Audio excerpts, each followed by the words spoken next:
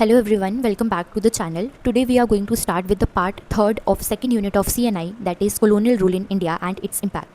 तो हमारा जो पार्ट थर्ड है उसका टॉपिक है impact on agriculture, land relations, industry and ecology. तो हम लोग बेसिकली पढ़ेंगे कि colonial रूल जो इंडिया में इस्टेब्लिश किया ब्रिटेन ने, उसका क्या इम्पैक्ट पड़ा इंडियन एग्रीकल्चर पे, इंडियन लैंड रिलेशंस पे, इंडस्ट्री पे और इन्वायरमेंट पे। तो हम लोग हमारा जो पहला टॉपिक है वो स्टार्ट करते हैं, जो कि है impact on agriculture.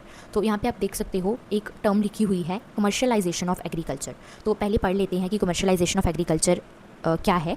Commercialisation of agriculture refers to the transformation of farming from producing crops mainly for self consumption to producing crops for sale in the market and export. Commercialization of agriculture को मैं आपको एक example से समझाती हूँ। For example मान लीजिए कोई फार्मर है, कोई किसान है, उसके पास कुछ लैंड है, मान लीजिए उसके पास 1 एकड़ लैंड है। तो वो क्या करता है, उसके पास जो ज़मीन है उसके ऊपर वो सिर्फ उतनी ही क्रॉप ग्रो करता है जो वो और उसकी फैमिली जो है वो कंज्यूम कर ले। यानी कि वो क्या करता है, सेल्फ कंजप्शन के लिए खेती करता है, यानी कि सबसिस्टेंस फार्मिंग करता है। जितना वो कंज्यूम कर सकता है, उसकी फैमिली कंज्यूम कर सकती है, सिर्फ उतना ही ग्रो करता है। लेकिन मान लीजिए बाद में वो जो सेल्फ कंजप्शन है उसको बंद कर देता है और क्या करता है, क्रॉप्स को प्रोड्यूस करता है for sale in the market and export. बाद में वो क्रॉप्स ग्रो करता है ताकि वो उनको मार्केट में बेच सके और इंडिया से बाहर एक्सपोर्ट कर सके। तो ये जो शिफ्ट है कि पहले वो सेल्फ कंजप्शन के लिए क्रॉप्स को ग्रो करता था, लेकिन बाद में वो क्रॉप्स को इसीलिए प्रोड्यूस कर रहा है ताकि वो उनको मार्केट में बेच सके और उनको एक्सपोर्ट कर सके। तो इस चीज़ को हम लोग बोलते हैं कमर्शियलाइजेशन ऑफ एग्रीकल्चर। ये जो शिफ्ट है, ये जो ट्रांसफॉर्मेशन है, इसको हम लोग बोलेंगे कमर्शियलाइजेशन ऑफ एग्रीकल्चर। तो ब्रिटिश रूल में क्या हुआ, जब ब्रिटिशर्स ने इंडिया पे राज किया, तो उस टाइम पे क्या हुआ कि जो इंडियन एग्रीकल्चर था ना, उसको रीऑर्गेनाइज़ किया गया बाय द ब्रिटिशर्स। उन्होंने क्यों इंडियन एग्रीकल्चर को रीऑर्गेनाइज़ किया, क्योंकि ब्रिटिशर्स जब इंडिया में आए थे तो उससे पहले इंडियन एग्रीकल्चर डिफरेंट तरीके से काम करता था। लेकिन जब ब्रिटिशर्स इंडिया में आए तो उन्होंने अपने हिसाब से इंडियन एग्रीकल्चर को ऑर्गेनाइज़ किया। तो क्यों किया, ताकि जो ब्रिटिश इंडस्ट्रीज़ हैं उनकी ज़रूरतों को पूरा किया जा सके। जो ब्रिटिशर्स थे उनको इंडियन लोगों की ज़रूरतों से कोई भी मतलब नहीं था, उनको बस ये था कि जो इंडियन एग्रीकल्चर है वो ज़्यादा से ज़्यादा ब्रिटिश इंडस्ट्रीज़ को बेनिफिट दे। तो ये जो कमर्शियलाइजेशन ऑफ एग्रीकल्चर आपने ऊपर पढ़ा, इसको हम लोग थोड़ा और ज़्यादा जो है इलेबोरेट करते हैं। तो ब्रिटिश रूल से पहले क्या था कि मोस्टली जो इंडियन फार्मर्स थे वो क्या करते थे, फूड ग्रेन्स को कल्टीवेट करते थे, जैसे कि राइस हो गया, वीट हो गया और पल्सिस हो गया। तो ये सब चीज़ों को इंडियन फार्मर्स ग्रो करते थे फॉर देयर ओन कंजप्शन। जितना वो कंज्यूम कर सकते हैं वो और उनकी फैमिली कंज्यूम कर सकती है, इंडियन फार्मर्स पहले उतना ही कंज्यूम करते थे। ब्रिटिश रूल से पहले क्या क्या चीज़ें वो ग्रो करते थे, राइस हो गया, वीट हो गया, पल्सिस हो गया, ये सब चीज़ें ग्रो करते थे। लेकिन जब ब्रिटिशर्स ने इंडिया पे अपना रूल इस्टेब्लिश किया तो उन्होंने क्या किया, इंडियन फार्मर्स को फोर्स किया, उनको एनकरेज किया कि आप क्या करो, ये जो फूड ग्रेन्स आप ग्रो करते हो अपने कंजम्पशन के लिए, ये बंद कर दो और कैश क्रॉप्स को ग्रो करना स्टार्ट कर दो। कैश क्रॉप्स यानी कि cotton, indigo, jute, tea, coffee, sugarcane and opium. ठीक है, तो धीरे धीरे जो इंडियन फार्मर्स हैं उन्होंने कैश क्रॉप्स को ग्रो करना स्टार्ट कर दिया, क्योंकि ब्रिटिशर्स ने उनको फोर्स किया।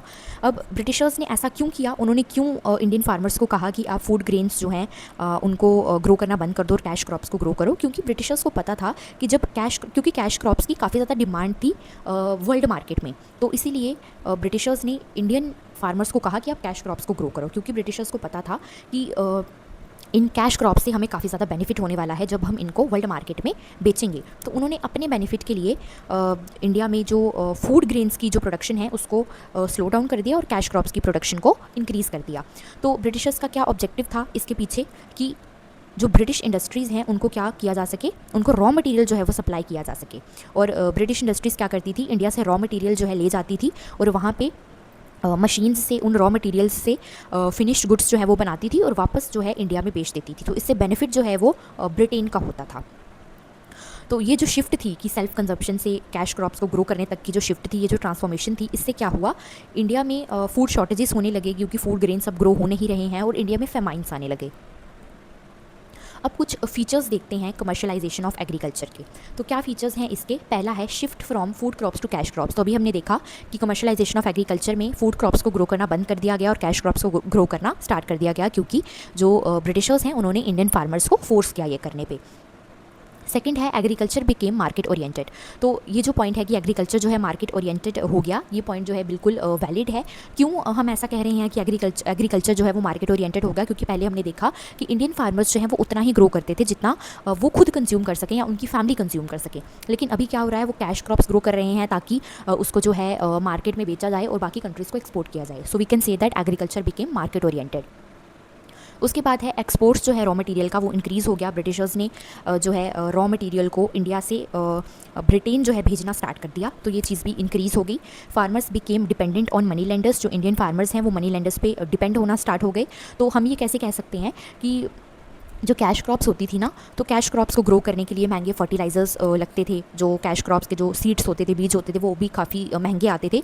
तो इंडियन फार्मर्स के पास इतना जो है पैसा नहीं होता था कि वो इतने महंगे फर्टिलाइजर्स जो है यूज़ कर सके, अफोर्ड नहीं कर पाते थे बेसिकली इंडियन फार्मर्स।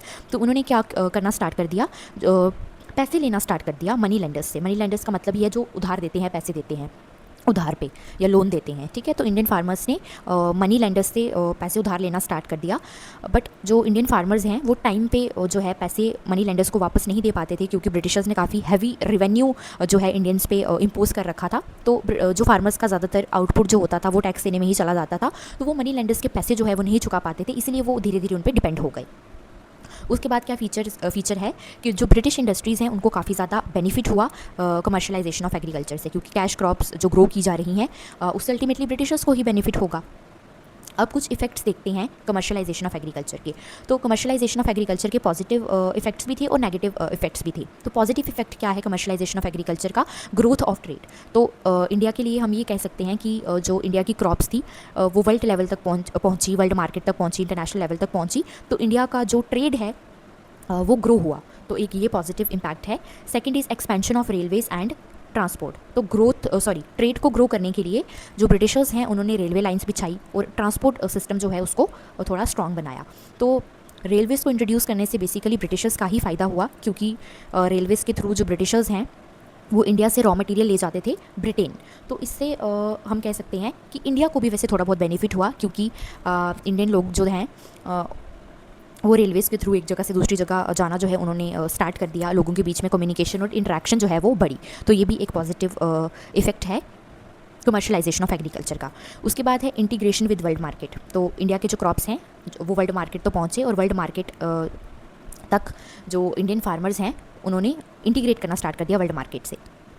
और कुछ नेगेटिव इफेक्ट्स भी हैं कमर्शलाइजेशन ऑफ एग्रीकल्चर के। तो नेगेटिव इफेक्ट्स क्या हैं? पहला है डिक्लाइन इन फूड प्रोडक्शन। तो जैसे कि हमने देखा फूड क्रॉप्स को ग्रो करना काफ़ी कम हो गया बाय द इंडियन फार्मर्स, और कैश क्रॉप्स अब ज़्यादा ग्रो होने लगे। तो इससे इंडिया में खाने की कमी जो है वो पड़ने लगी, राइस की, वीट की, इन सब चीज़ों की कमी जो है वो इंडिया फेस करने लगा।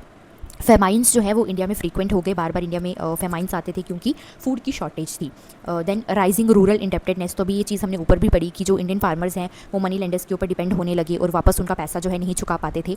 तो धीरे धीरे कंट्री साइड में जो इंडेप्टेडनेस है, जो उधारी है, वो बढ़ने लगी। Poverty among pageants increased. जो इंडियन फार्मर्स हैं वो और ज़्यादा गरीब होते गए, क्योंकि जो भी वो आउटपुट प्रोड्यूस करते थे उसका मैक्सिमम पार्ट जो है वो रेवेन्यू दे देते थे ब्रिटिश गवर्नमेंट को, और जो थोड़ा बहुत पीछे बचता था वो उनको अपनी फैमिली को भी देखना पड़ता था, थोड़ा बहुत मनी लेंडर्स को भी देना पड़ता था। तो जो पॉवर्टी है अमंग द पेजेंट्स वो काफ़ी ज़्यादा इंक्रीज़ हो गई। और क्या एक नेगेटिव इफेक्ट है? Dependence on international prices.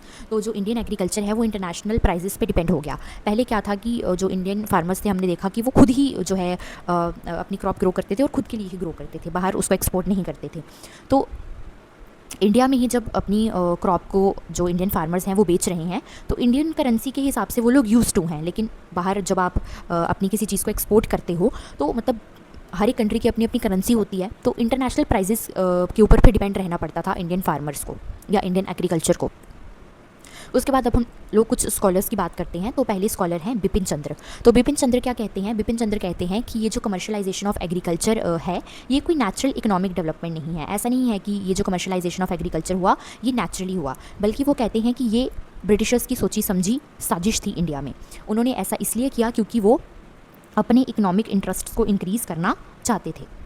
उसके बाद आरसी दत्त का क्या कहना है? ये कहते हैं कि बहुत ज़्यादा लैंड रिवेन्यू जो लिया गया by the Britishers from the Indian farmers, और जो एग्रीकल्चर को कमर्शलाइज़ किया गया, इससे क्या हुआ, जो इंडियन पेजेंट्स हैं वो और ज़्यादा गरीबी में धकेले गए, उनको काफ़ी ज़्यादा पॉवर्टी जो है वो फेस करनी पड़ी, और इंडिया में फेमाइंस आ गई क्योंकि फूड क्रॉप्स जो हैं, फूड ग्रेन्स जो हैं वो तो ग्रो अप किए नहीं जा रहे, कैश क्रॉप्स को ज़्यादा बढ़ावा दिया जा रहा है। उसके बाद जो दादा भाई नारोजी हैं वो क्या कहते हैं, ये कमर्शलाइजेशन को लिंक करते हैं ड्रेन ऑफ वेल्थ के साथ। ये कहते हैं कि जो कमर्शलाइजेशन ऑफ एग्रीकल्चर है इससे बेसिकली क्या हुआ, जो वेल्थ है इंडिया की वो ड्रेन हो गई और कहाँ चली गई, ब्रिटेन चली गई। क्योंकि ब्रिटिशर्स की ये चालाकी थी, उन्होंने कमर्शलाइजेशन ऑफ एग्रीकल्चर इंडिया में इंट्रोड्यूस इसीलिए ही किया था ताकि उनको ज़्यादा बेनिफिट हो सके और वेल्थ जो है वो ड्रेन हो सके फ्रॉम इंडिया टू ब्रिटेन। और इन्होंने ये भी कहा कि एग्रीकल्चर जो है, एग्रीकल्चरल सरप्लस जो है उसका बेनिफिट भी जो है वो ब्रिटेन को ही जा रहा है। तो मतलब जितने भी स्कॉलर्स हैं बेसिकली उन सबका यही कहना है कि जो ये कमर्शलाइजेशन ऑफ एग्रीकल्चर किया गया इंडिया में, इससे इंडिया को तो कोई बेनिफिट नहीं हुआ, उल्टा जो इंडियन पेजेंट्स हैं वो और ज़्यादा पॉवर्टी में धकेले गए, इंडिया में फेमाइन्स आ गए और जो ब्रिटिशर्स हैं उनके इकोनॉमिक इंटरेस्ट जो हैं वो इंक्रीज़ हो गए और बेनिफिट जो है वो ब्रिटेन को मिला। तो एग्जांपल्स क्या हैं कमर्शलाइजेशन ऑफ एग्रीकल्चर की, indigo cultivation in Bengal, cotton cultivation in Bombay presidency, tea plantations in Assam and opium cultivation in Bihar for export to China. तो कैश क्रॉप्स जैसे कि इंडिगो हो गया उसको कल्टीवेट किया गया बंगाल में, कॉटन को कल्टीवेट किया गया बॉम्बे प्रेसिडेंसी में, टी प्लांटेशंस जो हैं वो क्रिएट की गई असम में और ओपियम को कल्टीवेट किया गया बिहार में ताकि ओपियम को चाइना भेजा जाए। अब बात करते हैं टॉपिक सेकंड की, जो कि है land revenue systems under British rule. तो ब्रिटिशर्स ने क्या किया, ब्रिटिश गवर्नमेंट ने क्या किया, उसने डिफरेंट लैंड रिवेन्यू सिस्टम्स जो हैं वो इंडिया में इंट्रोड्यूस किए। क्यों किए, ताकि वो एग्रीकल्चरल लैंड से टैक्स कलेक्ट कर सके। क्योंकि एग्रीकल्चर जो था वो मेन सोर्स था इंडिया में इनकम का, इसीलिए लैंड रिवेन्यू जो है वो एक मेजर सोर्स बन गया कॉलोनियल गवर्नमेंट के लिए रेवेन्यू का। ठीक है, इंडिया की जो मैक्सिमम पॉपुलेशन थी उस टाइम पे वो क्या करती थी, एग्रीकल्चर करती थी, खेती बाड़ी करती थी। तो ब्रिटिशर्स ने ये माइंड लगाया कि, और उस टाइम पे इंडियन एग्रीकल्चर जो था वो काफ़ी ज़्यादा रिच था, तो ब्रिटिशर्स ने अपना माइंड यूज़ किया और उन्होंने पहली चीज़ तो ये की कि फूड ग्रेन्स को हटा के कैश क्रॉप्स को इंट्रोड्यूस किया। सेकेंड चीज़ उन्होंने क्या की कि काफ़ी ज़्यादा टैक्स जो है वो इम्पोज कर दिया एग्रीकल्चरल लैंड पे। ठीक है, ताकि ज़्यादा से ज़्यादा रिवेन्यू जो है वो ब्रिटिश गवर्नमेंट को मिले। तो ब्रिटिशर्स ने क्या किया, डिफरेंट लैंड रिवेन्यू सिस्टम्स जो है वो इंट्रोड्यूस कर दिए in different regions of India. लेकिन उनका जो प्राइमरी ऑब्जेक्टिव था वो क्या था कि वो अपने रेवेन्यू को मैक्सिमाइज़ करें और कॉलोनियल रूल को जो है स्ट्रेंथन करें rather than improving the condition of farmers. तो ऑब्वियसली ये पॉइंट तो बहुत ही ज़्यादा ऑब्वियस है कि ब्रिटिशर्स जो भी ये चीज़ें इंट्रोड्यूस कर रहे थे, चाहे वो लैंड रेवेन्यू सिस्टम जो है इंट्रोड्यूस कर रहे थे या चाहे वो कमर्शलाइजेशन ऑफ एग्रीकल्चर कर रहे थे, तो उनका जो पर्पस था वो ये नहीं था कि वो इंडियन फार्मर्स की कंडीशन को इंप्रूव करना चाहते थे या वो इंडियंस के बारे में सोचते थे, ऐसा बिल्कुल नहीं था। उनका जो मेन पर्पस था वो ये था कि उनको ज़्यादा से ज़्यादा रेवेन्यू मिले और उनका जो कॉलोनियल कंट्रोल है इंडिया पे वो स्ट्रेंथन हो सके। तो क्या ऑब्जेक्टिव्स हैं लैंड रिवेन्यू सिस्टम के, तो to collect maximum revenue for the British government. तो ब्रिटिश गवर्नमेंट ने ये जो लैंड रिवेन्यू सिस्टम्स इंट्रोड्यूस किए तो उनका मेन पर्पस क्या था कि हम ज़्यादा से ज़्यादा रेवेन्यू जो है वो इंडियन फार्मर्स से, इंडियन ज़मींदार से कलेक्ट करें और उसी पैसे से, इंडिया के ही पैसे से वो क्या करते थे, इंडिया के एडमिनिस्ट्रेशन को चलाते थे और इंडिया की आर्मी को कंट्रोल करते थे। Then to establish political control over rural India, जो रूरल इंडिया है उसके ऊपर अपना पॉलिटिकल कंट्रोल बनाए रखने के लिए भी जो ब्रिटिशर्स हैं उन्होंने लैंड रिवेन्यू सिस्टम को इंट्रोड्यूस किया। क्योंकि ज़्यादातर जो खेती बाड़ी होती है वो तो कंट्री साइड में ही होती है ना, रूरल जो है जगहों पर ही होती है, रूरल इंडिया में ही होती थी ज़्यादातर खेती बाड़ी। तो रूरल इंडिया को पॉलिटिकली कंट्रोल करने के लिए जो है, रूरल इंडिया को टोटली एक्सप्लॉइट करने के लिए जो ब्रिटिशर्स हैं उन्होंने लैंड रिवेन्यू सिस्टम्स जो हैं वो इंट्रोड्यूस किए। Then to encourage cultivation of cash crops required by British industries. और क्या किया ब्रिटिशर्स ने, कैश क्रॉप्स की जो कल्टीवेशन है उसको इनकरेज किया ताकि ब्रिटिश इंडस्ट्रीज़ को ज़्यादा से ज़्यादा रॉ मटेरियल पहुँचे और वो जो ब्रिटिश इंडस्ट्रीज़ हैं वो उन रॉ मटेरियल्स से फिनिश्ड गुड्स बनाएं और वापस इंडिया में बेच दें। और क्या ऑब्जेक्टिव था लैंड रिवेन्यू सिस्टम का, to create a loyal class of landlords who supported British rule. तो ब्रिटिशर्स का ये भी प्लान था कि वो लैंडलॉर्ड्स की एक क्लास जो है क्रिएट करेंगे जो कि ब्रिटिशर्स के प्रति लॉयल होंगे। तो ये ऑब्जेक्टिव्स थे लैंड रिवेन्यू सिस्टम्स के। तो डिफरेंट तरीके के लैंड रिवेन्यू सिस्टम थे। तो पहला क्या है, परमानेंट सेटलमेंट, जो कि 1793 में आया। तो जो परमानेंट सेटलमेंट है उसको लॉर्ड कॉर्नवालिस जो कि गवर्नर जनरल थे उन्होंने इसको इंट्रोड्यूस किया। कौन कौन से एरिया में परमानेंट सेटलमेंट को इंट्रोड्यूस किया गया, बिहार, बंगाल में और उड़ीसा में। तो परमानेंट सेटलमेंट में क्या था कि जो ज़मींदार थे ना उनको क्या बोला गया कि ये क्या है, लीगल ओनर्स हैं लैंड के। तो जो ईस्ट इंडिया कंपनी थी, जो ब्रिटिश गवर्नमेंट थी, उसने क्या किया, इंडिया में जो लैंड थी ना उसको डिवाइड कर दिया और ज़मींदार को दे दिया। मान लो कुछ लैंड का हिस्सा है ये एक ज़मींदार को दे दिया, फिर कुछ लैंड का हिस्सा है ये दूसरे ज़मींदार को दे दिया। तो ज़मींदार को लीगल ओनर बनाया गया लैंड का। और ज़मींदार को क्या बोला गया कि आप पेजेंट्स से कुछ अमाउंट जो है, फिक्स्ड अमाउंट जो है टैक्स का, वो आप पेजेंट्स से कलेक्ट करोगे और हमें दोगे। यानी कि सबसे ऊपर एक हायरार्की थी, सबसे ऊपर थी ब्रिटिश ईस्ट इंडिया कंपनी, उसके नीचे थे ज़मींदार एंड सबसे नीचे थे पेजेंट्स। पेजेंट्स क्या करते थे, कल्टीवेशन करते थे, क्रॉप्स को ग्रो करते थे और ज़मींदार को फिक्स्ड अमाउंट ऑफ रेवेन्यू जो किया हुआ था ब्रिटिश गवर्नमेंट ने वो देते थे, और फिर ज़मींदार उस रेवेन्यू को आगे जो ब्रिटिश गवर्नमेंट है, ईस्ट इंडिया कंपनी है, उस तक पहुंचाते थे। तो जो रेवेन्यू था वो परमानेंटली फिक्स्ड होता था। क्यों फिक्स्ड होता था? ताकि गवर्नमेंट जो है वो बाद में रेवेन्यू को इंक्रीज़ ना कर सके। लेकिन जो ब्रिटिश गवर्नमेंट थी वो इतनी ज़्यादा चालाक थी कि उसने पहले ही बहुत ज़्यादा रेवेन्यू जो है उसको फिक्स किया होता था, ताकि आने वाले टाइम में अगर आउटपुट जो है लैंड का वो इंक्रीज़ हो रहा है तो उनको बार बार रेवेन्यू को इंक्रीज़ करने की ज़रूरत ना पड़े। उन्होंने पहले से ही काफ़ी ज़्यादा रेवेन्यू जो है उसको इंक्रीज़ किया होता था। तो जो ये जो परमानेंट सेटलमेंट है इसके क्या फीचर्स हैं? हम लोग इसको ज़मींदारी सिस्टम भी कहते हैं। जो ज़मींदार थे वो लैंड ओनर्स बन गए, जैसे कि मैंने अभी आपको बताया कि ज़मींदार को जो है वो ईस्ट इंडिया कंपनी ने लैंड डिवाइड करके दे दी। एक ज़मींदार कितनी लैंड, दूसरे कितनी लैंड, तीसरे कितनी land, and so on. Revenue को परमानेंटली जो है वो फिक्स कर दिया गया। परमानेंटली इसलिए फिक्स कर दिया गया ताकि जो गवर्नमेंट है वो बाद में उसको इंक्रीज़ ना कर पाए। लेकिन ये भी गवर्नमेंट की ही एक चाल थी, पहले ही रेवेन्यू काफ़ी ज़्यादा फिक्स कर दिया गया ताकि अगर आने वाले टाइम में कल्टीवेशन इंक्रीज़ होती है या प्रोडक्शन इंक्रीज़ होती है एग्रीकल्चर में, तो उनको बार बार जो टैक्स है उसको जो इंक्रीज़ करने की ज़रूरत ना पड़े। तो पहले ही काफ़ी ज़्यादा टैक्स जो है वो इम्पोज़ किया हुआ था। पेजेंट्स के पास कोई भी ओनरशिप राइट्स नहीं थे। जो ज़मींदार थे उनको लैंड डिवाइड करके दी हुई थी, और वो भी जो टैक्स हैं वो पेजेंट्स से कलेक्ट करके ब्रिटिश गवर्नमेंट को देते थे। तो इसका एक पॉजिटिव इम्पैक्ट है। पॉजिटिव इम्पैक्ट क्या है? That it provided, positive impact Indians के लिए नहीं है, पॉजिटिव इम्पैक्ट ब्रिटिशर्स के लिए ही है। तो पॉजिटिव इम्पैक्ट क्या है कि it provided stable revenue to the Britishers. तो ब्रिटिशर्स को एक फिक्स्ड अमाउंट ऑफ टैक्स जो है वो परमानेंट सेटलमेंट से मिल रहा था, तो ये ब्रिटिशर्स के लिए एक पॉजिटिव इम्पैक्ट था। और एक लॉयल लैंडलॉर्ड क्लास जो है वो ब्रिटिशर्स के लिए क्रिएट होगी, क्योंकि ब्रिटिशर्स ने जब ज़मींदार को लैंड डिवाइड करके दे दी तो ज़मींदार पेजेंट्स से रेवेन्यू कलेक्ट करके ईस्ट इंडिया कंपनी को देते थे। तो फिर ईस्ट इंडिया कंपनी जो थोड़ा बहुत जो पेमेंट है वो ज़मींदार को कर देती थी। तो ज़मींदार जो थे वो थोड़े एक लॉयल लैंडलॉर्ड क्लास जो है वो ब्रिटिशर्स के लिए बन गई थी। तो ये ब्रिटिशर्स के लिए पॉजिटिव इम्पैक्ट था परमानेंट सेटलमेंट का। लेकिन कुछ नेगेटिव इम्पैक्ट्स भी थे इसके। तो नेगेटिव इम्पैक्ट क्या है कि zamindar exploited peasants by charging high rents. तो ज़मींदार ने क्या किया?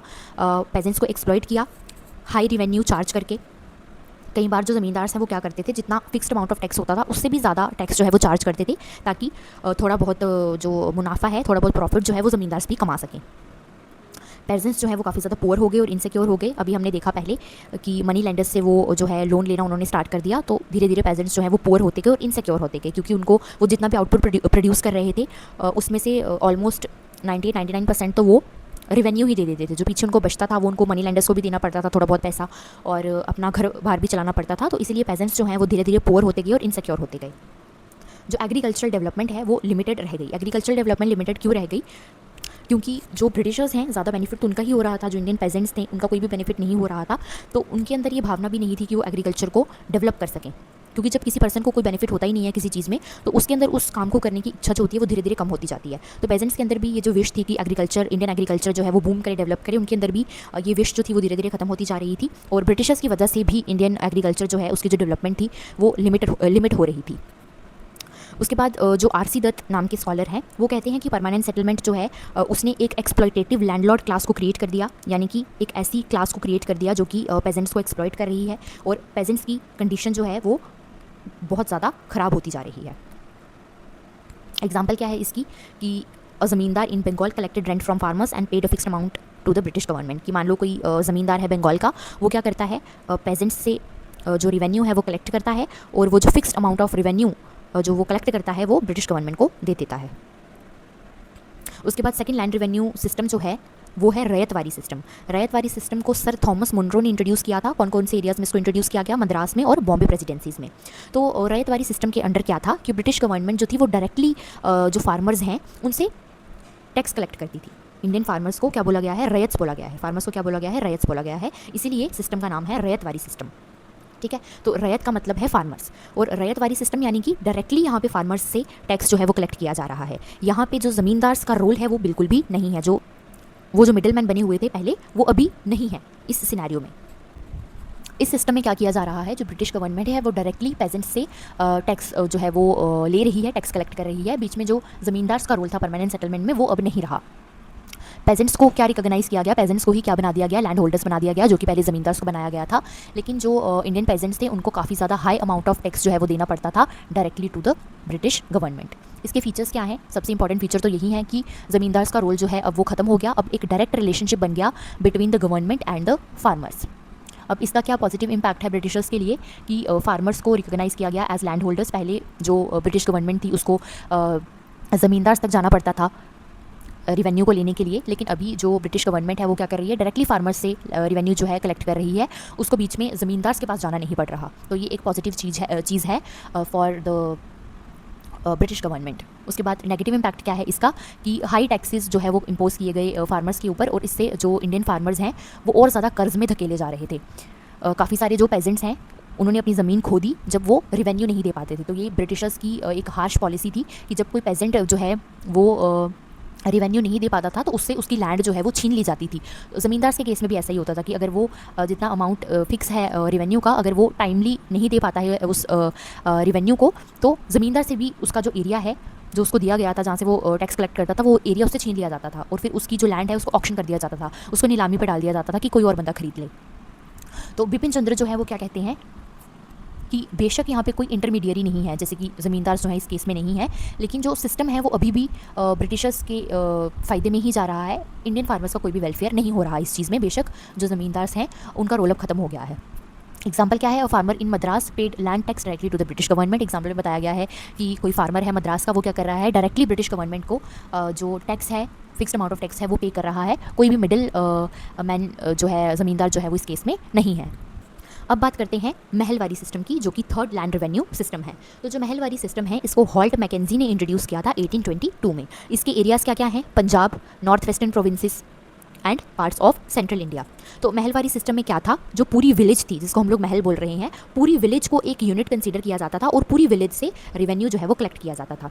जो विलेज कम्युनिटी होती थी या जो हेडमैन होता था विलेज का, वो क्या करता था, टैक्स पे करता था टू द गवर्नमेंट।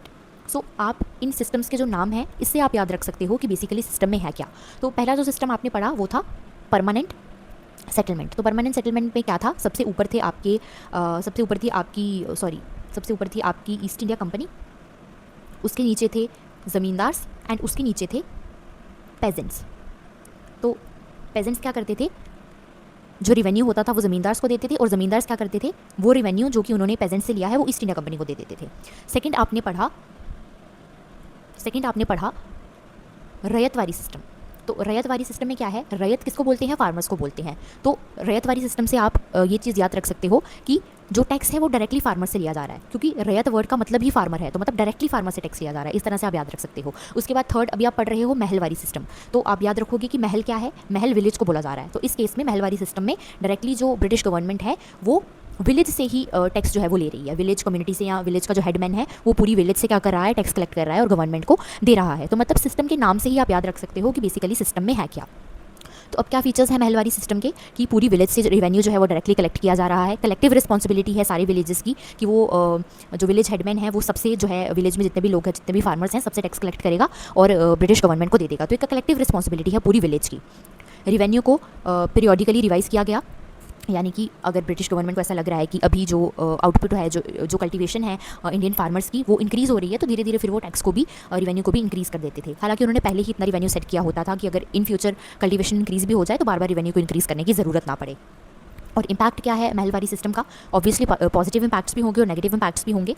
तो पॉजिटिव इम्पैक्ट क्या है, recognized the role of village communities. तो यहाँ पे आप देख रहे हो विलेज कम्युनिटीज़ का एक रोल आ रहा है कि विलेज कम्युनिटी के जो पूरे लोग हैं एक विलेज के, वो क्या कर रहे हैं, उनकी कलेक्टिव रिस्पॉन्सिबिलिटी है, वो इकट्ठे मिलकर ब्रिटिश गवर्नमेंट को जो है टैक्स दे रहे हैं। तो ये जो रोल है विलेज कम्युनिटी का, इसको यहाँ पर रिकॉग्नाइज़ किया गया। और नेगेटिव इम्पैक्ट क्या है कि जो विलेजेस थे उनको काफ़ी ज़्यादा टैक्स देना पड़ता था, उनके ऊपर टैक्स का काफ़ी ज़्यादा बर्डन था। और क्या है कि रूरल इंडेप्टेडनेस जो है और जो रूरल पॉवर्टी है वो धीरे धीरे इंक्रीज़ हो रही थी। तो इसके पॉजिटिव और जो नेगेटिव इम्पैक्ट्स हैं वही सेम पॉजिटिव और नेगेटिव इम्पैक्ट्स जो हैं वो आपके रैयतवारी सिस्टम के भी हैं। तो स्कॉलर जो है हमारे यहाँ पे वो हैं बिपिन चंद्र। तो बिपिन चंद्र क्या कहते हैं कि ये जो महलवारी सिस्टम ब्रिटिशर्स ने इंट्रोड्यूस किया, ये भी उन्होंने अपने बेनिफिट के लिए किया, ना कि इंडियन एग्रीकल्चर को इम्प्रूव करने के लिए। तो ये बात तो हर एक सिस्टम में आप लोग पढ़ ही रहे हो। तो ये चीज़ तो बहुत ऑब्वियस ही है कि वो जो भी चीज़ें इंट्रोड्यूस कर रहे थे ब्रिटिशर्स इंडिया में, तो वो सिर्फ अपने बेनिफिट के लिए कर रहे थे, उनको हमसे कोई मतलब नहीं था। तो यहाँ पे भी एग्जांपल में बोला गया है, if one farmer could not pay revenue the responsibility often fell on the entire village. अच्छा, अब मान लो कोई फार्मर है विलेज में, पूरी विलेज से जो विलेज हेडमैन है वो रिवेन्यू कलेक्ट कर रहा है। अब मान लो कोई फार्मर है बेचारा, वो रिवेन्यू नहीं पे कर सकता कुछ रीज़न की वजह से, मे बी उसकी जो लैंड है उसने इतना ज़्यादा जो है आउटपुट ना दिया हो कि वो बेचारा रिवेन्यू पे कर पाए। तो उस केस में जो ब्रिटिशर्स थे वो उस पर्टिकुलर बंदे को बख्शते नहीं थे, जो बाकी विलेज के लोग हैं उसको उसका रिवेन्यू जो है वो देना पड़ता था। सो आप देख सकते हो कि कितने हार्श तरह के सिस्टम्स जो है वो ब्रिटिशर्स ने यहाँ पे इंट्रोड्यूस किए हुए थे कि अगर कोई फार्मर बेचारा टैक्स नहीं दे पा रहा है, रेवेन्यू नहीं दे पा रहा है किसी पर्पज़ की वजह से, तो उसके हिस्से का रेवेन्यू जो है बाकी गाँव वाले भरेंगे। अब बात करते हैं हमारे थर्ड टॉपिक की, जो कि है इम्पैक्ट ऑन लैंड रिलेशंस। तो ये जो कॉलोनियल रूल इंडिया में एस्टैब्लिश हुआ, इसका क्या इम्पैक्ट पड़ा लैंड रिलेशंस के ऊपर। तो लैंड रिलेशंस का क्या मतलब है, relationship between the state, land owners, tenants and cultivators regarding the ownership and use of land. जो स्टेट है यानी कि जो ब्रिटिश गवर्नमेंट है, और जो लैंड ओनर्स हैं यानी कि ज़मींदार्स हो गए, जो टीनेंट्स हैं, जो कल्टिवेटर्स हैं यानी कि जो फार्मर्स हो गए, तो ब्रिटिश गवर्नमेंट, ज़मींदार्स और फार्मर्स के बीच में क्या रिलेशनशिप था लैंड के यूज़ को लेकर और लैंड की ओनरशिप को लेकर, इसको हम लोग बोलते हैं लैंड रिलेशंस। तो जो ब्रिटिश की लैंड रेवेन्यू पॉलिसीज़ थी, उन्होंने कम्प्लीटली इन रिलेशंस को चेंज कर दिया। तो ब्रिटिश रूल से पहले क्या था कि जो विलेज कम्युनिटीज़ होती थी, उनके कस्टमरी राइट्स होते थे ओवर द लैंड। जो विलेज कम्युनिटीज़ होती थी, विलेज के जो लोग होते थे, वो क्या करते थे, अपनी गायें वगैरह चरा सकते थे लैंड में, उनको एक पर्टिकुलर लैंड दी जाती थी, वो उस पर कल्टिवेशन कर सकते थे। तो मतलब कस्टमरी राइट्स थे, लोगों के पारंपरिक हक थे अपनी अपनी ज़मीनों के ऊपर बिफोर द ब्रिटिश रूल। लेकिन जब ब्रिटिशर्स इंडिया में आए तो उन्होंने डिफरेंट सिस्टम्स को इंट्रोड्यूस कर दिया, जैसे कि परमानेंट सेटलमेंट हो गया, रैयतवारी, महलवारी एटसेट्रा एटसेट्रा। तो इससे उन्होंने क्या किया, लीगल ओनरशिप दे दी, किसको, ज़मींदार्स को, फार्मर्स को या फिर विलेज कम्युनिटीज़ को। ठीक है, तो परमानेंट सेटलमेंट में जो लीगल ओनरशिप है वो ज़मींदार्स को दे दी, रैयतवारी सिस्टम में जो लीगल ओनरशिप है वो फार्मर्स को दे दी, और महलवारी सिस्टम में जो लीगल ओनरशिप है वो विलेज कम्युनिटीज़ को दे दी, डिपेंडिंग ऑन द रीजन। लेकिन इससे पहले क्या था, ब्रिटिशर्स के इंडिया में आने से पहले क्या था कि इस तरह की कोई भी लीगल ओनरशिप जो है वो नहीं दी हुई थी किसी भी ज़मींदार को या किसी भी फार्मर को या किसी भी विलेज कम्युनिटी को। विलेज कम्युनिटीज़ के जो लोग थे, उनके अपने पारंपरिक हक थे लैंड के ऊपर। इस तरह से लैंड जो है वो किसी को ओनरशिप के बेसिस पे नहीं दी हुई थी। तो ये जो पॉलिसीज़ हैं, इन्होंने जो ट्रेडिशनल अग्रारियन स्ट्रक्चर है वो पूरी तरीके से चेंज कर दिया और न्यू सोशल क्लासेस को क्रिएट कर दिया, जैसे ज़मींदार्स हो गए, विलेज कम्युनिटीज़ हो गए, एटसेट्रा एटसेट्रा। तो इसका क्या इम्पैक्ट पड़ा, rise of zamindars and landlords. क्योंकि जब ब्रिटिशर्स इंडिया में नहीं आए थे, उससे पहले तो ऐसा कुछ था नहीं, कोई ज़मींदार्स नहीं थे, कोई लैंडलॉर्ड्स नहीं थे। ये तो ब्रिटिशर्स ने जब डिफरेंट लैंड रेवेन्यू सिस्टम्स को इंट्रोड्यूस किया, तो उन्होंने न्यू क्लासेस को इंट्रोड्यूस किया। Increase in tenant farming and landlessness. Tenant farming यानी कि आप किसी को लैंड दे रहे हो और बोल रहे हो कि ये मेरी लैंड है, ये पकड़ो और इसके ऊपर जो भी क्रॉप ग्रो हो रही है उसका कुछ पार्ट तुम रख लेना और कुछ पार्ट जो है वो मुझे दे देना। इसको हम लोग टीनेंट फार्मिंग बोलते हैं। तो टीनेंट फार्मिंग जो है वो इंक्रीज़ होगी। ब्रिटिशर्स के आने से पहले ऐसा कुछ नहीं होता था, सब लोग अपने अपने लैंड पे कल्टिवेशन करते थे। और लैंडलेसनेस की प्रॉब्लम जो है होगी, क्योंकि जो पेजेंट्स थे वो धीरे धीरे पॉवर्टी की तरफ जाते जा रहे थे।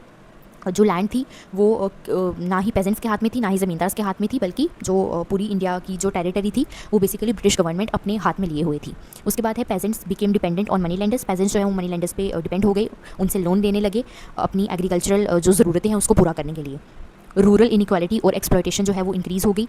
रूरल इनइक्वालिटी कैसे इंक्रीज़ होगी, क्योंकि हम देख सकते हैं कि ब्रिटिशर्स ने ज़मींदार्स की क्लास को क्रिएट कर दिया, फार्मर्स की क्लास को क्रिएट कर दिया। तो इससे क्या हुआ कि सोसाइटी में इनइक्वालिटी बढ़ गई। ठीक है, ज़मींदार जो थे उनका थोड़ा ज़्यादा औहदा था देन द फार्मर्स। ठीक है, तो फार्मर्स थोड़े लो कैटेगरी में आ गए, ज़मींदार थोड़ी उच्च कैटेगरी में आ गए। तो इस तरह से इनइक्वालिटी क्रिएट कर दी ब्रिटिशर्स ने और एक्सप्लॉयटेशन इंक्रीज़ कर दिया रूरल इंडिया में। और काफ़ी सारे पेजेंट रिवॉल्ट्स भी हुए इन सब चीज़ों के चलते कि इतना ज़्यादा हैवी टैक्स जो है इम्पोज कर रखा था। तो काफ़ी सारे पेजेंट्स ने रिवोल्ट किया अगेंस्ट द ब्रिटिश गवर्नमेंट। तो कार्ल मार्क्स क्या कहते हैं कि जो ब्रिटिश रूल है उसने इंडिया की जो ट्रेडिशनल विलेज कम्युनिटीज़ का सिस्टम था उसको पूरी तरह से डिस्ट्रॉय कर दिया। ब्रिटिशर्स के आने से पहले इस तरह का कोई भी लीगल ओनरशिप जो है लैंड की, इस तरह का कोई भी सिस्टम नहीं था। ब्रिटिशर्स ने इंडिया में इनइक्वालिटी वगैरह को इंक्रीज़ किया। बिपिन चंद्र क्या कहते हैं कि ये जो लैंड पॉलिसीज़ ब्रिटिशर्स इंट्रोड्यूस कर रहे हैं, इसका जो पर्पस है वो यही था कि कॉलोनियल रिवेन्यू को इंक्रीज़ किया जा सके। इंडियन फार्मर्स का वेलफेयर ब्रिटिशर्स की बिल्कुल भी प्रायोरिटी नहीं थी। अब कुछ पेजेंट रिवोल्ट्स की एग्जांपल देख लेते हैं। पहला है इंडिगो रिवोल्ट, जो कि 1859 से 1860 तक हुआ। तो इंडिगो रिवोल्ट क्या था, ये बेसिकली एक पेजेंट अपराइजिंग थी जो कि बंगाल में हुई। किसके अगेंस्ट, ब्रिटिश प्लांटर्स के अगेंस्ट, जो कि फार्मर्स को फोर्स करते थे कि आप लोग क्या करो, इंडिगो को कल्टिवेट करो इंस्टेड ऑफ फूड क्रॉप्स। तो जो इंडियन फार्मर्स हैं, इंडियन पेजेंट्स हैं, उन्होंने रिवोल्ट छेड़ दिया ब्रिटिशर्स के अगेंस्ट कि आप हमें इस तरह से फोर्स नहीं कर सकते इंडिगो को ग्रो करने पे, हमें जो है अपने फूड क्रॉप्स ग्रो करने हैं, क्योंकि हमारी जो फूड शॉर्टेज है वो इंक्रीज़ होती जा रही है। उसके बाद है डेक्कन राइट्स, जो कि 1875 में हुए। तो डेक्कन राइट्स जो थे वो प्रोटेस्ट थे by the peasants in Maharashtra. तो ये प्रोटेस्ट जो है इन्होंने मनी लैंडर्स के अगेंस्ट किया। Now the next topic is impact on industry, deindustrialization. So basically deindustrialization क्या था, डी इंडस्ट्रियलाइजेशन का मतलब था इंडिया की ट्रेडिशनल इंडस्ट्रीज़ जो थी और इंडिया के जो हैंडीक्राफ्ट्स थे वो धीरे धीरे डिक्लाइन होना शुरू हो गए, उनका डाउनफॉल होना स्टार्ट हो गया। क्यों हो गया उनका downfall start? Due to British colonial policies, Britishers की जो पॉलिसीज़ थी उनकी वजह से। तो ब्रिटिशर्स क्या करते थे, इंडिया से रॉ मटेरियल एक्सपोर्ट करते थे ब्रिटेन, और ब्रिटेन में जो मशीन्स होती थी वो क्या करती थी, इंडियन रॉ मटेरियल से फिनिश्ड गुड्स बनाकर वापस इंडिया को जो है बेची जाती थी। तो ब्रिटिश रूल से पहले क्या था, इंडिया जो था वो अपने टेक्सटाइल्स के लिए, अपने हैंडीक्राफ्ट्स के लिए और अपने मेटल वर्क के लिए बहुत ज़्यादा फेमस था।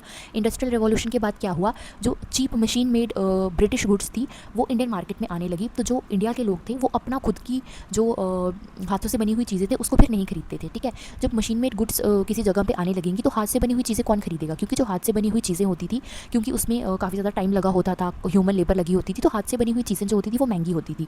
ऑन द अदर हैंड अगर आप मशीन मेड गुड्स की बात करो तो वो सस्ती होती हैं, क्योंकि मशीन जो है वो एक ही बार में काफ़ी सारी गुड्स को जो है मैन्युफैक्चर करती है और उसमें टाइम भी जो है वो बहुत कम लगता है। तो मशीन मेड गुड्स जो होती है वो काफ़ी चीप होती हैं। इसीलिए जब मशीन मेड ब्रिटिश गुड्स जो है वो इंडिया में आई तो इंडिया के लोगों ने इंडिया की बनी हुई जो हैंडीक्राफ्ट की चीज़ें थी, हैंडीक्राफ्ट की जो गुड्स थी वो लेना बंद कर दिया और ब्रिटिश जो मशीन मेड गुड्स हैं उनको लेना स्टार्ट कर दिया। तो इससे क्या हुआ कि इंडिया की जो ट्रेडिशनल इंडस्ट्रीज़ थी और जो हैंडीक्राफ्ट इंडस्ट्रीज़ थी उनका टोटली डाउनफॉल हो गया। और इंडिया जो है वो क्या करता था, रॉ मटेरियल्स जैसे कि कॉटन और जूट जो है वो ब्रिटेन को एक्सपोर्ट करता था और इसी कॉटन से, इसी जूट से जो ब्रिटेन है वो क्या करता था, फिनिश्ड गुड्स बनाकर वापस इंडिया को ही बेच देता था। तो इस चीज़ का क्या इम्पैक्ट हुआ, डिक्लाइन ऑफ ट्रेडिशनल इंडस्ट्रीज़। सो ये मशीन मेड गुड्स आने की वजह से इंडिया की जो ट्रेडिशनल इंडस्ट्रीज़ हैं वो पूरी तरीके से डिक्लाइन होगी, उनका डाउनफॉल हो गया, वो बंद हो गई, शट डाउन हो गई। और अनएम्प्लॉयमेंट जो है अमंग द आर्टिसंस वो देखने को मिली। जो लोग बेचारे हाथ से काम करते थे, अपनी ह्यूमन लेबर लगाते थे और अपना सामान बेचते थे, वो अब एकदम बिल्कुल जो है हम कह सकते हैं अनएम्प्लॉयड हो गए, एकदम पॉवर्टी में धकेले गए, क्योंकि मशीन्स के आने की वजह से अब उनसे कोई भी सामान नहीं खरीदता था। धीरे धीरे लोगों ने एग्रीकल्चर की तरफ माइग्रेट करना स्टार्ट कर दिया। अब अगर कोई इंसान इतनी ज़्यादा मेहनत कर रहा है, हाथ से कोई चीज़ बना रहा है और उसकी चीज़ जो है वो बिक भी नहीं रही है, कोई खरीद भी नहीं रहा है, इस वजह से कि वो चीज़ जो है महंगी है, इस वजह से कि मशीन्स आ गई हैं, तो वो पर्सन क्या करेगा। तो फिर जो आर्टिसंस थे, जो हैंडीक्राफ्ट का काम करते थे, वो धीरे धीरे एग्रीकल्चर करना उन्होंने स्टार्ट कर दिया। उन्होंने एग्रीकल्चर की तरफ जो है माइग्रेट करना स्टार्ट कर दिया। पॉवर्टी जो है धीरे धीरे लोगों में बढ़ने लगी, क्योंकि अनएम्प्लॉयमेंट होगी तो ऑब्वियसली पॉवर्टी तो आएगी ही। उसके बाद कुछ मॉडर्न इंडस्ट्रीज़ जो हैं वो इंडिया में ग्रो हुई, जैसे कि जूट और कॉटन मिल्स, जहाँ पे मशीनों से काम होने लगा। तो इस कॉन्टेक्स्ट में कुछ स्कॉलर्स हैं जैसे कि दादा भाई नौरोजी और बिपिन चंद्र। तो दादा भाई नौरोजी क्या कहते हैं, वो कहते हैं कि ब्रिटिश पॉलिसीज़ जो हैं उन्होंने ब्रिटेन को ज़्यादा बेनिफिट दिया और इंडिया को गरीबी में धकेला। उसके बाद जो बिपिन चंद्र हैं वो कहते हैं कि इंडिया जो है वो रॉ मटीरियल्स का सप्लायर बना ब्रिटेन के लिए, और बदले में जो इंडिया है वो ब्रिटेन के लिए मार्केट बना। तो यानी कि फ़ायदा जो है वो पूरी तरीके से ब्रिटेन का हुआ। इंडिया जो है ब्रिटेन को रॉ मटेरियल सप्लाई करता था और ब्रिटेन उसी रॉ मटेरियल से फिनिश्ड गुड बनाकर इंडिया को ही एज अ मार्केट जो है वो टारगेट करता था। तो इसकी एग्जांपल है जो हमने पूरा कॉन्टेक्स्ट पढ़ा डी इंडस्ट्रियलाइजेशन का, कि इंडिया की जो ट्रेडिशनल इंडस्ट्रीज़ हैं, जो हैंडीक्राफ्ट इंडस्ट्रीज है वो डिक्लाइन हो गई। इसका एग्जांपल है decline of Dhaka muslin industry. तो ढाका मुस्लिन एक बहुत ही फेमस टेक्सटाइल है। तो ये जो ढाका मुस्लिन इंडस्ट्री है इसका डिक्लाइन हो गया मशीन मेड गुड्स की वजह से। Now the next topic is drain of wealth. तो ड्रेन ऑफ वेल्थ का क्या मतलब है कि इंडिया की जो वेल्थ है और इंडिया के जो रिसोर्सेज हैं वो ब्रिटेन ट्रांसफ़र किए गए विदाउट एनी एडुकेट रिटर्न। ठीक है, तो ब्रिटिशर्स ने इंडिया की जो वेल्थ है, इंडिया के जो रिसोर्सेज हैं उनको पूरी तरह से एक्सप्लॉइट किया, और एक्सप्लॉइट तो किया ही किया, और उन रिसोर्सेज को, उस वेल्थ को अपने वहाँ ब्रिटेन उन्होंने ट्रांसफ़र किया, और उसका कोई भी रिटर्न जो है वो इंडिया को नहीं दिया, यानी कि बदले में इंडिया को कुछ नहीं दिया। इंडिया के रेवेन्यू का बहुत बड़ा पार्ट जो है वो ब्रिटेन चाहता था। हमने देखा, हमने काफ़ी सारे लैंड रेवेन्यू सिस्टम्स पढ़े, तो उसमें हमने देखा कि जो ब्रिटिशर्स थे वो इंडिया से काफ़ी ज़्यादा टैक्स जो है वो वसूलते थे इंडियन ज़मींदार से, इंडियन पेजेंट्स से। तो ये जो इतना ज़्यादा टैक्स ब्रिटिशर्स लेते थे इंडियंस से, इसका मैक्सिमम पार्ट जो था वो ब्रिटेन चाहता था through company profits, salaries, pensions, military expenses and trade. ठीक है, कुछ पार्ट जो है वो ट्रेड के थ्रू जो है ब्रिटेन में जाता था, कुछ पार्ट जो है वो कंपनी के प्रॉफिट्स के थ्रू जो है वो ब्रिटेन में जाता था। और जो ईस्ट इंडिया कंपनी थी उसके जो ऑफिशियल्स थे, या जो ब्रिटेन की गवर्नमेंट थी उसके जो ऑफिशियल्स थे इंडिया में, तो उनको सैलरी वगैरह मिलती थी काफ़ी ज़्यादा, तो वो भी अल्टीमेटली जाती तो ब्रिटेन ही थी ना। तो इस तरह से इंडिया के रेवेन्यू का बहुत बड़ा पार्ट जो है वो ब्रिटेन भेजा जाता था। इससे क्या हुआ कि इंडिया जो है उसकी खुद की डेवलपमेंट जो है वो रुक गई, और ब्रिटेन जो कि एक दूसरी कंट्री है जिसने हमारे ही रिसोर्सेज को यूज़ किया और हमें ही जो है पॉवर्टी में धकेल दिया। तो इसका इम्पैक्ट क्या पड़ा, इंडिया से जब वेल्थ ड्रेन हुई टू ब्रिटेन, तो इसका इंडिया पे क्या इम्पैक्ट पड़ा कि इंडिया में गरीबी बहुत ज़्यादा बढ़ गई, और इंडस्ट्रीज़ को इस्टेब्लिश करने के लिए बिल्कुल भी पैसा जो है वो इंडियंस के पास नहीं था। इंडिया की जो इकोनॉमिक ग्रोथ है वो बहुत ज़्यादा स्लो हो गई, और नेशनलिस्ट क्रिटिसिज्म जो था ब्रिटिश रूल का, जो इंडियंस ब्रिटिश रूल को क्रिटिसाइज़ कर रहे थे, वो क्रिटिसिज्म जो है धीरे धीरे स्ट्रेंथन होने लगा। तो दादा भाई नौरोजी जो है वो इस कॉन्टेक्स्ट में क्या कहते हैं, उन्होंने ड्रेन थ्योरी जो है वो डेवलप की in poverty and un British rule in India. उसके बाद आरसी दत्त क्या कहते हैं, आरसी दत्त जो हैं वो दादा भाई नौरोजी को जो है सपोर्ट करते हैं, और ब्रिटिश की जो इकोनॉमिक एक्सप्लॉइटेशन थी, जो उसने इंडिया को एक्सप्लॉइट किया, इंडिया के रिसोर्सेज को यूज़ किया, इंडिया की वेल्थ को ड्रेन किया, उसको जो आरसी दत्त हैं क्रिटिसाइज़ करते हैं। तो इसकी एग्जांपल क्या दी गई है कि जो प्रॉफिट्स हैं ईस्ट इंडिया कंपनी के, उनको ब्रिटेन ट्रांसफ़र किया गया, यानी कि इंडिया की जो वेल्थ है उसको पूरी तरह से इंडिया से ड्रेन करके ब्रिटेन ले जाया गया। Now the next topic is impact on ecology. Ecology यानी कि इन्वायरमेंट। तो जो इकोलॉजिकल इम्पैक्ट था कॉलोनियलिज्म का, उसका मतलब है कि जब ब्रिटिशर्स इंडिया में एक्सप्लॉयटेशन कर रहे थे, हमारे नेचुरल रिसोर्सेज को यूज़ कर रहे थे, तो उसका इंडिया के इन्वायरमेंट पर क्या इम्पैक्ट पड़ रहा था। हमें पता है कि जो ब्रिटिशर्स हैं उन्होंने इंडिया के फॉरेस्ट को, इंडिया की लैंड को, इंडिया के मिनरल्स को यूज़ किया ताकि ब्रिटिशर्स की जो इंडस्ट्रीज़ हैं, जो ब्रिटेन की इंडस्ट्रीज़ हैं, उनकी ज़रूरतें पूरी की जा सकें। ब्रिटिशर्स ने क्या किया, उन्होंने प्लांटेशंस होगी, माइनिंग होगी, रेलवे कंस्ट्रक्शन होगी, ये सब इंडिया में एनकरेज किया। इससे क्या हुआ, इंडिया का जो इन्वायरमेंट है वो डिग्रेड हुआ। ठीक है, जब आप प्लांटेशंस जो हैं वो एनकरेज करोगे तो उससे क्या होगा कि जो फूड क्रॉप्स हैं वो ग्रो नहीं की जाएंगी। तो जो फूड क्रॉप्स ग्रो नहीं की जा रही थी, तो आपको पता है इंडिया में फेमाइंस आ रहे थे, फूड शॉर्टेजेस हो रही थी। ठीक है, माइनिंग की वजह से काफ़ी सारी दिक्कतें होती हैं, जैसे लैंडस्लाइड्स हो गई। रेलवे कंस्ट्रक्शन के लिए काफ़ी ज़्यादा वुड चाहिए होती है, टिम्बर चाहिए होती है रेलवे लाइन्स बिछाने के लिए, तो काफ़ी सारे इंडियन फॉरेस्ट्स को जो है डिप्लीट किया गया। तो इन सब चीज़ों से जो ब्रिटिशर्स हैं उन्होंने इंडिया के एनवायरनमेंट को डिग्रेड किया। तो ये जो पूरा सिनेरियो है, इसका क्या इंपैक्ट पड़ा इंडिया पे, लार्ज स्केल डिफॉरेस्टेशन हुई, काफ़ी सारे फॉरेस्ट को इंडिया में काटा गया, काफ़ी सारे पेड़ों को काटा गया। टी और कॉफ़ी प्लांटेशंस जो हैं उनको एक्सपैंड किया गया, जिससे हमारे यहाँ फूड ग्रेन्स की शॉर्टेज पड़ गई। जो ट्राइबल्स हैं उनके राइट्स को ख़त्म कर दिया गया फॉरेस्ट लॉज की वजह से। ब्रिटिशर्स ने काफ़ी सारे ऐसे फॉरेस्ट लॉज लाए जिसमें उन्होंने क्या किया, ट्राइबल्स को रेस्ट्रिक्ट कर दिया फॉरेस्ट में जाने से।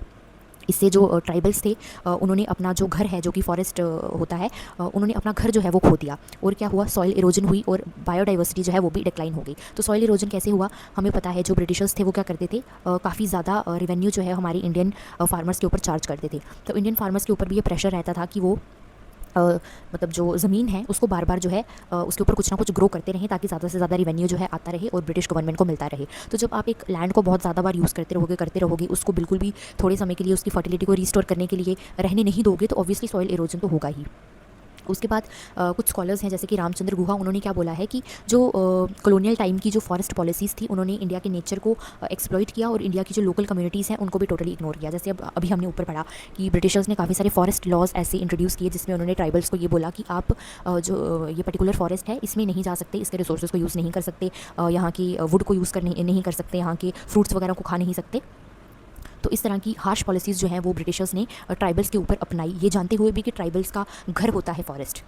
उसके बाद माधव गाडगिल का क्या कहना है, इन्होंने क्या बोला कि ये जो कॉलोनीजर्स थे उन्होंने जो इंडिया के रिसोर्सेज को यूज़ किया, तो इंडिया के रिसोर्सेज को यूज़ करके उन्होंने क्या किया, हमारे इकोसिस्टम को डैमेज किया और जो ट्राइबल लिवलीहुड है उनको भी काफ़ी ज़्यादा अफेक्ट किया। इसके एग्जांपल है टी प्लांटेशंस इन असम। जब असम में टी प्लांटेशंस जो हैं वो ग्रो किए गए, तो उससे फूड क्रॉप्स जो हैं उसकी शॉर्टेज पड़ गई इंडिया में।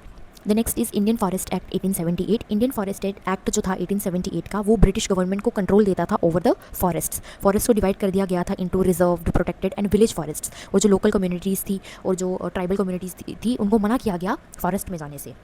Thank you so much. If you found this video useful, please like, share and subscribe to the channel.